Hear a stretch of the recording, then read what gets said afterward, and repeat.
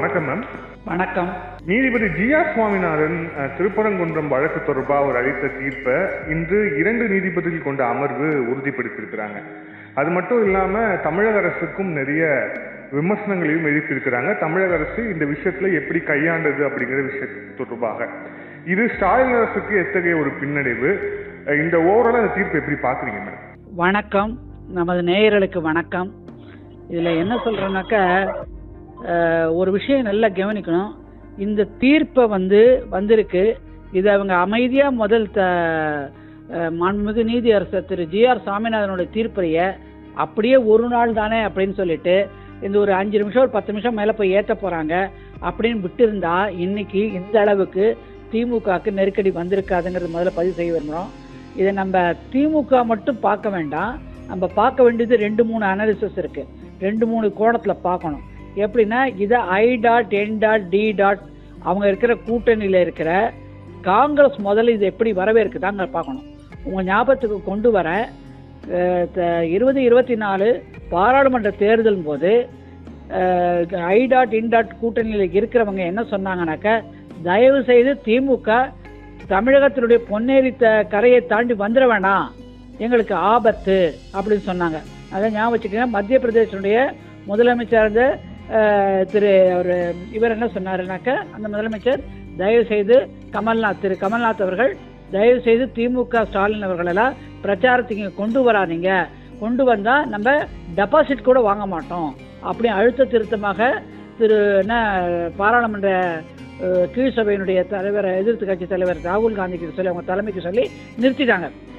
அது நிறுத்தினதுக்கு காரணம் என்னன்னாக்க, அவங்களுடைய சனாதன எதிர்ப்பு கொள்கையும் சனாதன ஒழிப்பும் டிங்கு கொசுங்கிற சொன்ன வார்த்தைகள் எல்லாம் அது சம்பந்தமா பல வழக்குகளை சந்திச்சுக்கிட்டு இருக்காங்க. தற்போதைய துணை முதலமைச்சராகவும் திரு ஸ்டாலின் அவருடைய தவ புதல்வராக இருக்கிற திரு உதயநிதி ஸ்டாலின் அவர்கள் இந்த மாதிரி தருணத்தில் நீங்க பாத்தீங்கன்னா, இப்ப நான் மேற்கு, அதாவது வட இந்தியா சொல்லக்கூடாது, இந்தியாவினுடைய வடப்பகுதியில் இருக்கிற மக்கள்கிட்ட இந்த போய் பிரச்சாரத்தை இவங்க பண்ணானாக்க டெபாசிட் காலியாயிடும் சொல்லி தடுத்து நிறுத்தினாங்க. இதே தான் பீகார்ல போன போது திரு ஸ்டாலின் அவர்கள் வாக்கு ஒழிப்பு, வாக்கு திருட்டு அந்த பிரச்சாரத்துக்கு போனாரு. இப்ப தேஜஸ்வி யாதவ் என்ன அழுகிறாருனாக்க, இவர் வந்ததுனால தான் நான் காலி ஆயிட்டேன்னு சொல்லி அழுகிறாரு. அப்படியாக அவங்க கட்சிக்குள்ளேயே இது ஒரு அவங்க கட்சின்னு சொல்றது என்னக்கா, கூட்டணி கட்சிகள் அவங்களுக்குள்ளேயே ஒரு கிளர்ச்சி ஏற்பட்டிருக்கு இந்த விஷயத்துல. இது முக்கியமா இந்த தீர்ப்புரைய மேலையும் உச்ச நீதிமன்றத்துக்கு கொண்டு போவேன்னு சொன்னானாக்க, காங்கிரஸ் திமுக கூட்டணியிலிருந்து வெளியேறுவது உறுதி செய்யப்படும். ஏன்னா இவங்களுடைய தேர்தல் வாக்கு அரசியல்ங்கிறது தமிழகத்தோட நிற்க போறதில்ல. அவங்க அடுத்தது கேரளாவை பார்க்கணும் காங்கிரஸ். அப்படி இருக்கிறப்ப ஆல்ரெடி இப்போ அவங்க எப்படி காங்கிரஸ் பார்த்துட்டு இருக்காங்கனாக்க, கேரளாவில் எப்படியாவது ஆட்சி அமைக்கணும் பிடிச்சிடணும் பார்க்குறாங்க. ஏன்னாக்க அங்கே கூட இங்கே கோயில் சம்பந்தமான விஷயத்துல தான் பினராயி விஜயனுடைய அரசானது சிக்கி கொண்டிருக்கு. அங்கே இருக்கிற நமது ஐயப்பன் அவர்களுடைய கோயிலில் அங்கே இருக்கிற தங்க கவசம் பாலதுவார்களுடைய கவசத்தில் தங்கம் திருடப்பட்டிருக்கிறது. இது கூட இதுக்கு முன்னாடி கூட தங்க ஸ்காண்டலில் அவருடைய பெயரும் ஒரு நடிகர்களுடைய பெயரும் அடிபட்டது ஞாபகத்துக்கு கொண்டு வரோம், அவங்க சொந்தக்காரங்க பெயர்லாம். இப்படியான சூழ்நிலையில் அங்கே ஆட்சியை இழக்கும் தருணத்தில் கம்யூனிஸ்டர் இருக்காங்க. அந்த இடத்துல கொண்டு போய் தாம் உட்காரணும்னு சொல்லி காங்கிரஸ் நினைச்சிட்டு இருக்கு. அப்படி நினைக்கிற சமயத்துல இந்த மாதிரி ஒரு தீர்ப்பை எதிர்க்கிற திமுகவுடைய கூட்டணி இருக்குமே ஆனால் அவர்களுக்கு பின்னடைவை கொண்டு வரும் என்பதனால விலகி போய்விடும் காங்கிரஸ். இதுதான் முக்கியமான தகவல். இன்னைய தேதியை பொறுத்த வரைக்கும் இந்த தீர்ப்பினால திமுக கூடிய பரிசு ஒண்ணு. அதனால திமுக காங்கிரஸை இழக்குமானால் இங்கு திமுகவின் ஆட்சியும் அகன்றுவிடும், அது உறுதியாக சொல்றோம். இப்ப காங்கிரஸ் அதுக்கு முன்னவே இந்த தீர்ப்பு ஒரு பக்கம் இருக்கிறச்ச இதை முதல்ல அலையன்ஸ் பண்ணிடுறோம். ஆல்ரெடி காங்கிரஸ் என்ன பண்ணிட்டு இருக்காங்க, அவங்கள பல கலக குரல்கள் வருகிறது. ஆட்சியில பங்கு, அப்ப நாங்க எங்க ஓட்டு மட்டும் வேணுமா, எங்களுக்கு பங்கு தர முடியாதா அப்படிங்கிற கேள்வியெல்லாம் இவங்களா ஆட்சிக்கு வரப்போறதில்லை, எம்எல்ஏ இருக்க போறதில்ல, எம்பியா இருக்கிறதுனால சொல்லிக்கிட்டு இருக்காங்க. ஒரு பிரிவு சொல்லிக்கிட்டு இருந்தாலும் காங்கிரஸ் ஆல்ரெடி குரல் கொடுத்துட்டு இருக்கு. இந்த ஜட்ஜ்மெண்ட் உறுதியானதுக்கு அப்புறம், அதாவது இது நீதியரசர்களுடைய அமர்வு உறுதி செய்யறச்ச இவங்க மேலும் இதை துரத்திக்கிட்டே போனாங்கன்னாக்கா காங்கிரஸ் நிச்சயமா வெளியில போயிடும். ஏன்னா காங்கிரஸுக்கு தமிழகம் மட்டும் இல்ல, காங்கிரஸ் இப்ப தன்னை வலுப்படுத்தணும் பாக்குது. தன்னுடைய தலைமையை கூட பிரியங்கா காந்தியை கொண்டு வரலாமாங்கிற ஒரு யோசனை கொண்டு வராங்க. ஏன்னா ராகுல் காந்தி அவர்கள் ஆல்வேஸ் வந்து பிஸி இன் ஃபாரின் அப்படிங்கிற ஒரு யோஜனையில் இருக்காங்க. அந்த மாதிரி தருணத்தில் இந்த வம்பு வேண்டவே வேணாம் அப்படின்னு கயட்டி விட்டுட்டு காங்கிரஸ் நகர்ந்து விடும். காங்கிரஸ் திமுகவை விட்டு கயட்டி விடுமானால் திமுகவுடன் கதி பின்தொடர்ச்சியாக காங்கிரஸை பின்தொடர்ந்து செல்பவர்கள் விசிகே, அதாவது இப்போ இல்லைன்னு சொல்கிறாங்க, லாஸ்ட் மினிட் வரைக்கும் சொல்ல முடியாது. அது திருமாவளவன் அவர்களும் வெளியில் போயிடுவாங்க, கம்யூனிஸ்ட்டும் வெளியில் போயிடும். அப்போ கதி என்ன? அப்போ தனிச்சு நிற்கிறதுக்கு திமுகவுக்கு தைரியம் இருக்கா? அதனால் திமுக சொல்லுது போட்டிக்கோசரமாவது சுப்ரீம் கோர்ட் போவேன்னு சொல்லுது. போனாலானால் தன்னுடைய கையை தானே, தன் கண்ணை தானே குத்தி கொண்ட கதையாக சகாப்தம் முடிஞ்சது. தேர்தலை பற்றி என்டிஏ கூட்டணி கவலையே பட வேண்டாம், அது முடிவுக்கு வந்துடும். ஏன்னாக்க இப்போ போகிற காங்கிரஸ் ஆகட்டும் மற்ற கட்சிகளாகட்டும் யார் போகிறதுக்கு இடம் எங்கே இருக்குது? தாவேக்கா தான். இல்லாட்டா இந்த காங்கிரஸ் அந்த கூட்டணி தனி கூட்டணி வர முடியாது. அது தாவேக்கிட்ட போகிறச்ச அவங்கள ஓட்டு கன்சல்டேட் பண்ணலாம், ஒரு 28% அதுக்குள்ளே வருவாங்க. அது திமுகவினுடைய வாட்டு சதவீதங்கிறது 10% கூட இருக்காது. ஏன்னா ஆல்ரெடி விஜய் அவர்கள் பிரிக்கிறாங்க, காங்கிரஸ் வெளியில் போகுது.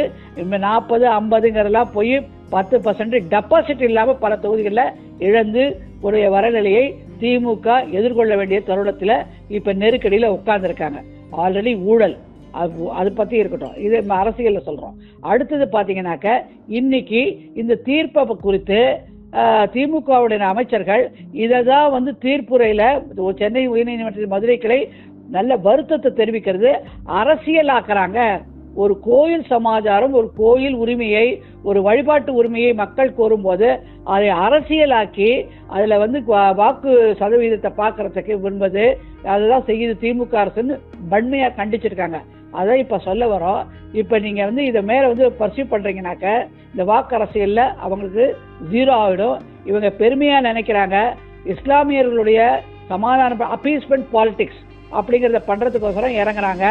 ஆனால் அந்த இஸ்லாமியர்கள் காங்கிரஸோடையே நகர்ந்து எங்கே போயிடுவாங்க?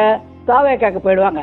அதனால் புத்திசாலித்தனமாக இருந்தாரானால் அவர்கள் நம்மளுடைய வரிப்பணத்தை கொண்டு 40-50 லட்சத்தை செலவழித்து உச்சநீதிமன்றத்தில் அவசர வழக்காக விசாரிக்க வேண்டும் என்று பெரிய பெரிய புலிகளை எல்லாம் வைக்கிறேன்னு சொல்லி வழக்கறிஞர்களை வச்சு பண்ணானாக்க இது பெரும் ஆபத்தில் கொண்டு முடியும். ஏன்னா இன்னைக்கு பார்த்தீங்கன்னாக்கா நான் இப்போ சாயந்தரம் கோயிலுக்கு கோயிலுக்கு போயிட்டு வரேன். ஒவ்வொரு ஈஸ்வரன் கோயிலையும் சரி, ஒவ்வொரு சுப்பிரமணிய கோயிலையும் சரி, பூந்தமல்லி அந்த சைட்லேருந்து போயிட்டு வரேன். மக்கள் வந்து வேகமாக போயிட்டு தீபம் ஏற்றிக்கிட்டு இருக்காங்க. இது அவர்களுடைய உணர்வு, ஒரு மதத்தின் சார்ந்த உணர்வை வந்து நீங்கள் புண்படுத்துவீர்களால் அவர்கள் தன்னுடைய காய்ப்புணர்ச்சியை நிச்சயமாக காட்டுவாங்க. இவங்க கொடுக்குற இன்னைக்கு கூட பார்த்தீங்கன்னா எல்லா இடத்துலையும் இவர் 3000 ரூபா கொடுத்தா என்ன கோயிலுக்கு போகக்கூடாதுன்னு சொல்லுவாரா, என்னை தீபம் ஏற்றக்கூடாதுன்னு சொல்லுவாரான்னு சொல்லி பாமர மக்கள் பேசிக்கிட்டு இருக்காங்க. இது 3000 ரூபா அவர் கொடுக்கல, வரி பணங்க, வரி கட்டுறவங்களோட பணம் சொல்லி நாங்கள் சொல்லிட்டு வந்தோம். இப்படியாக ஊரை ஏமாத்துவது என்பது, மத உணர்வை தடுப்பது என்பது இதெல்லாம் இனிமேல் நடக்காது. இன்னொன்று அது ஒரு பாகம். இது அரசியல்வாதியாக நெருக்கடி கூட்டணி கட்சிகளால் திமுக சந்திக்க போகும் தருணம் 1. 2, இன்னைக்கு காங்கிரசினுடைய பெரிய தலைவர்கள் இது குறித்து ஏதாவது விளக்க உரையோ இல்ல ஒரு கருத்தை தெரிவிச்சிருக்காங்களா? நான் பார்க்கல. நீங்க பாத்தீங்களா சகோதரர்? இல்ல பார்க்கல மேம், பார்க்கல. அது இன்னும் தெரிவிக்கல. ஏன் தெரிவிக்கல? அவங்களுக்கு பயம்.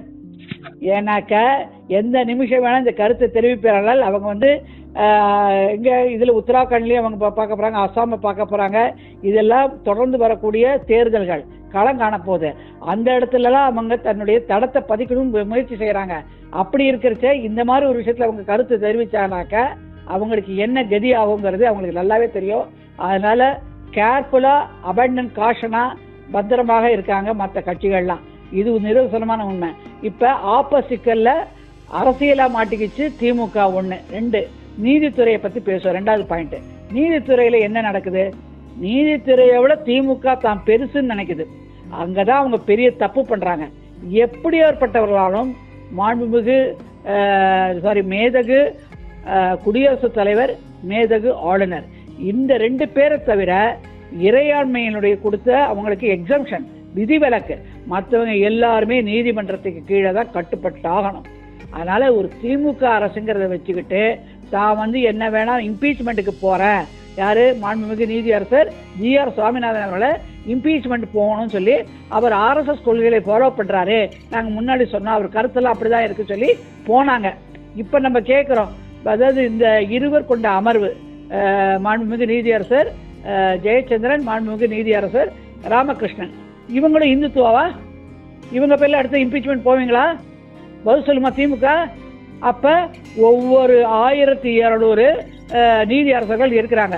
எங்கே மொத்தமாக சொல்கிறோம், ஒரு தோராயமாக. அப்போ அத்தனை நீதியரசர்கள் மேலும் அடுத்தது உச்சநீதிமன்றம் போகிறாங்க. இப்போ உச்சநீதிமன்றத்தில் இதே வழக்கை வந்து மேலே விசாரிக்கக்கூடாது, இருவருக்கு இருக்கிற அமர்வு வந்து விசாரிக்கக்கூடாதுன்னு சொல்லி போனாங்க. ஆனால் உச்சநீதிமன்றம் தலையாணை கொடுக்க மாட்டேன்ச்சு. அப்போ அவங்க மேலே இம்பீச்மெண்ட் அடுத்தது உச்சநீதிமன்றம் அந்த நீதியரசர்கள் மேலே. அப்போ திமுக திங்ஸ் இஸ் சுப்ரீம், நோவேர். அந்த மாதிரி கிடையவே கிடையாது. அவர் தான், தாங்க தான் எல்லாம் நினைக்கிறாங்க. ரொம்ப ஒரு அதாவது தலை கணத்தில் இருக்காங்க. தலை கணங்கிறது கவுந்து விடும், அதுக்கு தான் இண்டிகேஷன்.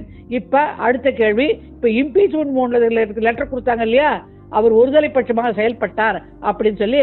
ஆனால் அவர் ஒருதலை பட்சமாக செயல்படவில்லை, அவர் செயல்பட்டது சரிதான் என்று சுப்பீரியர் ஃபாரம் ஆகிய டிவிஷன் பெஞ்சு கன்ஃபார்ம் பண்ணுது. இரு நீதியரசர் இருக்கிற அமர்வு உறுதி செய்யுது.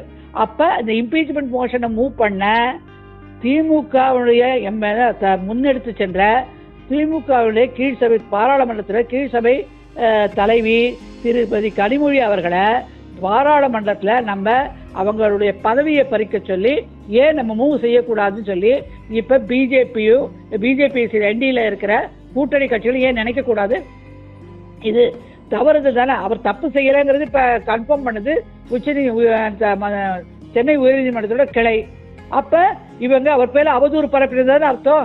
அப்போ அந்த கனிமொழி அவர்களுடைய அவர் யார்கிட்ட கையெழுத்து வாங்கினாங்களோ அத்தனை பிரியங்கா காந்தியிலேருந்து டிஆர் பாலுலேருந்து அத்தனை பாராளுமன்ற உறுப்பினர்களும் பதவி நீக்கம் செய்யணும்னு சொல்லிட்டு ஏன் நம்ம வழக்கு தொடரக்கூடாது?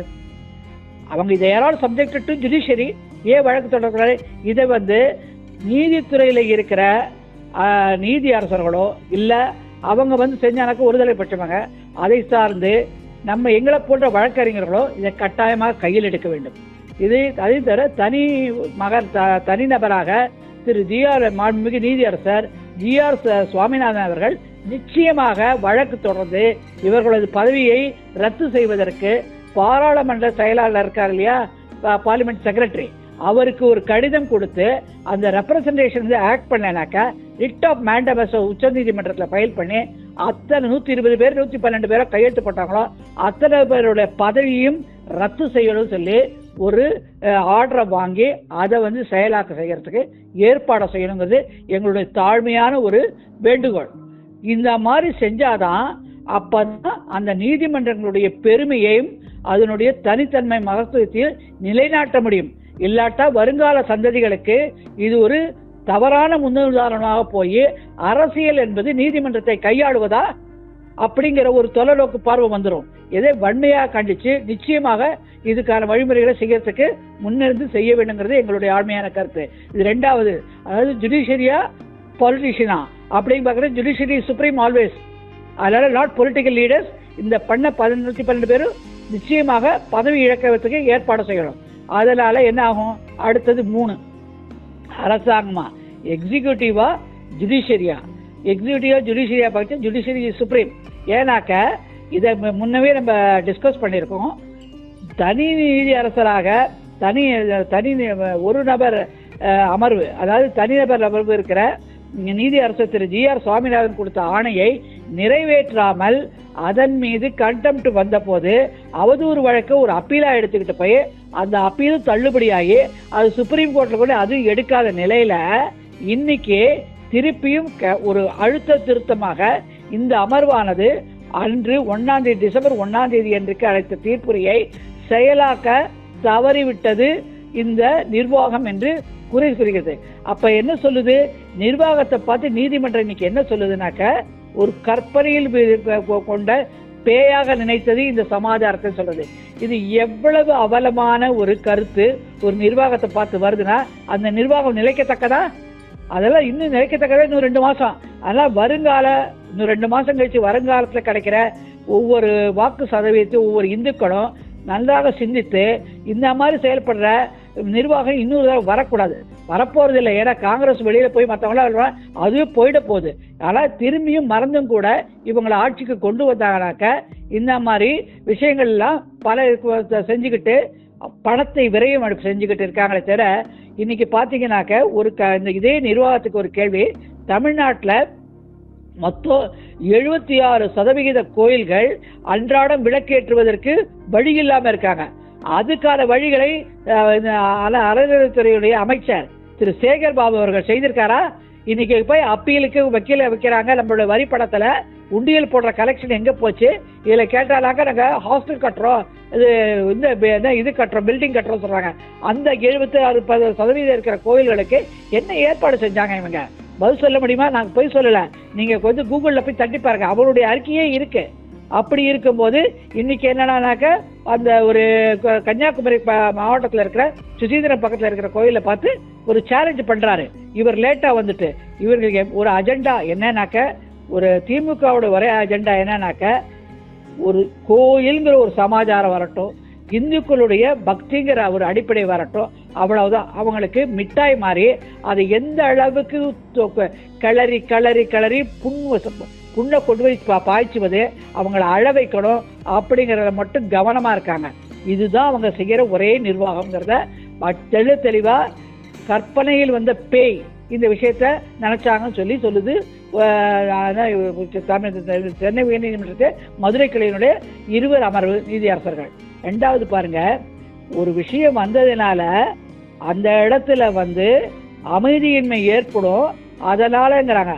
அமைதியின்மை ஏற்படுங்கிறதுனால நிறுத்துறோம் சொன்னா நிர்வாகம் எதுக்கு? நீங்க பார்த்துருப்பீங்க, முன்னாடி ஒரு ஹிந்தி படத்தை ரிலீஸ் பண்றதுக்கு தியேட்டர்களுக்கெல்லாம் அனுமதி கொடுக்க மாட்டோம், இது பிரச்சனை வரும் அப்படின்னு சொன்னபோது உச்சநீதிமன்றம் கேட்டது தமிழக அரசை, நீ எதுக்கு அங்கே உட்காந்துட்டு இருக்க சேர்ல, நீ அமைதியில் இருக்கிறது, நீ இருக்க, நீ செய்யறதுக்கு பயப்படுறதுல நிர்வாகத்தில் இருக்க, ரிசைன் பண்ண சொல்லிச்சு. ஞாபகம் இருக்கா உங்களுக்கு?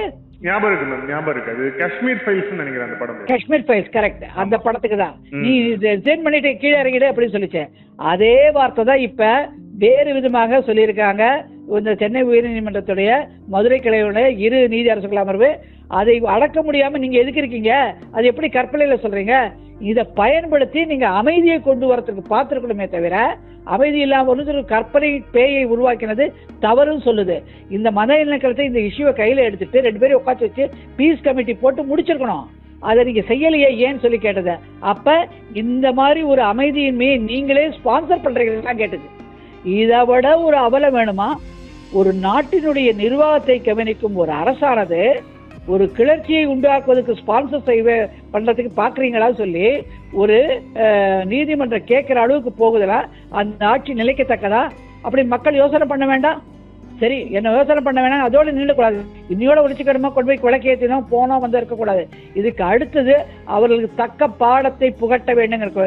ஏன்னா நீங்க பாடத்தை புகட்டுறதுக்கு உங்களுக்கு நிறைய ரூட் இருக்கு. ஏன்னா கூட இருக்கிற காங்கிரஸ் நிச்சயமா உதவி பண்ண போறதில்ல. அடுத்தது மம்தா பானர்ஜிக்கிட்டையும் போனாலும் நடக்காது. என்ன இந்தியாவில் எந்த பக்கத்தையும் தமிழ்நாட்டை சுற்றி தவிர திமுகவால் எந்த இடத்தையும் மூவ் பண்ணவே முடியாது. இந்த சமாச்சாரத்தில் எல்லாரும் ஒதுக்கிட்டாங்க. அதனால உங்களுக்கு கிடைச்ச சந்தர்ப்பம், உங்க வாக்கு உரிமையை போடாதீங்க. கூட்டணியில கட்சியில இருக்கிறவங்களும் அவங்களுக்கு சாதமா போட மாட்டாங்க. இதனால சனாதன ஒழிப்பு, சனாதன அழிப்பு பேசின அந்த கும்பலுக்கு அவங்களுக்கே அழிவை தேடிக்கிறாங்க. இன்னும் ஒரு கொஞ்சம் 2-4-5 மாசத்துலங்கிறது இந்த தீர்ப்புரை மூலமும் தெரிவிக்கப்படுகிறது. அதனால இப்ப என்ன இது குறித்து ஆல்ரெடி குறிப்பிட்ட மாதிரி உச்ச நீதிமன்றங்கள் ஆணையை நிறைவேற்றாத போது நாங்கள் அவதூறு வழக்காக கையில எடுக்கிறதுக்கு முகாந்திரம் இருக்க சொல்லியிருக்காங்க. இதுல கிருஷ்ணா மறைந்த முன்னாள் கர்நாடக முதலமைச்சர் SM Krishna Kaveri dispute water மேட்டர்ல அதே மாதிரிதான் இப்ப சொல்றோம். நீங்க செய்தது அவதூறு என்று 2 அமர்வு பெஞ்சும் அழுத்தி சொல்லுது. அப்ப இவங்களுடைய ஆட்சியை ஏன் பறிக்க கூடாது? ஏன் முதலமைச்சர் நாளைக்கு சிவமூட்டை கூப்பிட்டு அவர் தான் காவல்துறையை கையில் வச்சிருக்காரு, ஏன் அவரை கைது செய்யக்கூடாது? அவரை கைது செய்தால் அவருக்கு 2 வருடங்களிலிருந்து 6 மாதம் முதல் 2 வருடங்கள் வரைக்கும் சிறை தண்டனை உறுதி. சிறை தண்டனை குறைந்தபட்சம் சொல்றேன். சிறை தண்டனை உறுதியாகும் பொழுது ஆட்சி என்னாகும்? கவிழ்ந்து விடும். 2 வருடம் கிடைப்பாரால் அவர் தேர்தலை களம் காண முடியாது. நல்லா கவனிங்க, 2 வருஷம் அவருக்கு சிறை தண்டனை வந்தனா களம் காண முடியாது. இத அவருடைய சகாக்கள், அதாவது அவங்க வச்சிருக்காங்க ஒரு லீகல் எக்ஸ்பர்ட் டீம், அதெல்லாம் அவருக்கு புத்திமதி சொன்னாங்களா என்னன்னு தெரியல, எந்த நெருக்கடிக்கு அவங்க போயிருக்காங்கங்கிறது இதையும் நம்ம அறிவுறுத்துறோம். எதுக்கு சொல்கிறோம்னாக்க, என்றைக்குமே நிர்வாகத்தை விட நீதிமன்றம் தான் உயர்ந்தது என்பது இன்னொரு எடுத்துக்காட்டாக 3வது பாயிண்ட்டு. 4வது பாயிண்ட்டு, இவங்க என்ன பண்ணுறாங்க, இன்னைக்கு பார்த்தீங்கன்னாக்க மேலே இருக்கிற திருப்பரங்குன்றத்தில் இருக்கிற காவல்துறையை சேர்ந்த நபர்களில் கீழே இறக்கணும்னு சொல்லி ஒரு வழக்கு பதிவு செஞ்சுருக்காங்க. அந்த வழக்கு பதிவு செய்வதற்கு முன்னாவே அவங்க பாட்டு போயிட்டு வரட்டும், எதுக்கு இந்த வம்பு அப்படின்னு சொல்லிட்டு இன்னைக்கு செயலாக்கம் செஞ்சிருந்தானாக்கா அடுத்த வழக்கை சந்திக்குமா தமிழக அரசு? காரணம் என்ன? எல்லாமே அவதூறாகப்படுகிறது. இப்போ இந்த வழக்கு கூட தாக்கப்பட வேண்டிய அவசியமே இல்லை. இது அவதூறாகவே கொண்டு வைத்து ஒரு கண்டெம்ட் பெட்டிஷன் போட்டுக்கலாம். இன்னைக்கு இந்த தீர்ப்புரையில் காவல் ஆணையர், இணை ஆணையர் இந்து அறநிலையத்துறை, அதுக்கப்புறமா ஆட்சியாளர், மதுரை மாவட்ட ஆட்சியாளர் எல்லாருக்கும் பக்காவாக ஒரு ஸ்கெட்ச் போட்டு சொல்கிறாங்க, நீங்கள் அமைதியின்மையை குறைப்பதற்கு இந்த அளவுக்கு இறங்குவீங்களா அப்படின்னு சொல்லி கேள்வி கேட்டிருக்காங்க. அப்போ என்ன அர்த்தம்? அதாவது இவங்க சொல்கிறது மற்ற சட்ட ரீதியாக பேசினாக்க நிறையா போகும். சட்ட ரீதியாக அவங்க 1921 இப்போ வராங்க. அப்போ ஒவ்வொரு இதுலேயும் நிலைநாட்டப்பட்டிருக்கு இந்திய சொந்தன. ஏன்னாக்கா இந்த சிக்கந்தர் மலைங்கிறது, இவங்க சிக்கந்தர் மலை சொல்கிறாங்களே, அந்த திருப்பரங்குன்றம் மலை என்பது, கந்தன் மலைங்கிறது கிட்டத்தட்ட ஒரு 5000 ஆண்டுகளுக்கு முன்னாடி, அந்த 5000 ஆண்டுகளுக்கு முன்னாடி இஸ்லாமியம் எங்கே இருந்தது கேட்குறாங்க. அது உண்மைதானே? இது பிற்கால படையெடுப்பில் ஆக்கிரமிக்கப்பட்ட பகுதி தான், கட்டப்பட்ட பகுதி தான் தர்கா. அதை மறுக்குமா தமிழக அரசு? இப்போ அவர் ஒன்றுமே இல்லை. ஒரு முதலமைச்சருக்கு ஒரு கேள்வி, உங்கள் வீடு இருக்குது தேனாம்பேட்டையில், அந்த வால் இருக்குது, அந்த வாலை இடித்து பக்கத்து வீட்டுக்கார இடிச்சிட்டு 2 அடி தள்ளி கட்டிக்கிறான், அவனோட கொண்டு அவர் சும்மா இருப்பாரா? அவர் சும்மா இருப்பாரா? பதில் சொல்லுவோமா நம்ம? சும்மா இருப்பாரா? ஆட்சி அதிகாரத்தை பயன்படுத்தக்கூடாது. சட்ட ரீதியாக என்ன பண்ணுவார்? அதை அகற்றுவதற்கு வழக்கு தாக்கல் செய்வார். அப்போ எங்கே போவார்? அந்த நீதி அரசர் நோக்கி தான். ஒன்றுமே வேணாம், அவங்களுக்கே இப்பொழுது தேர்தல் களம் காண போகிறாங்க, தேர்தலில் பிரச்சனை வருது. அப்போ எங்கே வர போகிறாங்க? இம்பீச்மெண்ட் கொண்டு வந்த நீதி அரசர்களுக்கு முன்னாடி தானே வரப்போகிறாங்க. எங்கே போவாங்க? அப்போ என்ன செய்யணும்? அப்போ நீதிமன்றத்தை நாடி ஆகணும். அதனால் இவங்க சொல்கிறாங்கல்ல, பொதுமக்களை பார்த்து எதுவாக இருந்தாலும் ஓசி, நாங்கள் கொடுத்த பஸ் தானே ஓசி, இங்கே வரீங்கல்ல அப்படி கேட்குறாங்கல்ல, இன்னும் அவங்களுடைய சொத்து மாதிரி. அதே மாதிரி தான் இப்போ இவங்களுடைய சொத்து மாதிரி நீதிமன்றத்தை கையாள முடியாது. இதுதான் தவறான அணுகுமுறை. அவர்களுக்கு காத்திருக்கு, போக போக காந்துட்டு அவர்களுக்கு என்ன பல ஊழல் வழக்குகளை சந்திக்கிற தருணத்தில் இருக்காங்க. டாஸ்மாக் வழக்குகள் அப்போ டாஸ்மாக் வழக்கில் இவங்களுக்கு சாதகமாக வரல இல்லை சென்னை உயர்நீதிமன்றத்தில். அப்போ மாண்புமிகு நீதியரசர் திரு S.M. சுப்பிரமணியம் மற்றும் ராஜசேகர் அவர்களை இம்பீச்மெண்ட் கேட்பாங்களா? பதில் சொல்லணும் இல்லை? என்ன நீதித்துறைனாக்கா அவங்க வச்சு மிட்டாய் நினச்சிக்கிட்டாங்களா? அதனால் இன்னைக்கு காவல்துறை மட்டும் இல்லை, இன்னைக்கு வாக்கு அரசியலும் இந்த தீர்ப்புரையினால அவர்களுக்கு மிகுந்த பாவத்தை கொண்டு தருங்கிறது என்னுடைய தாழ்மையான கருத்து. நன்றி மேடம். நன்றி மேடம். நன்றி.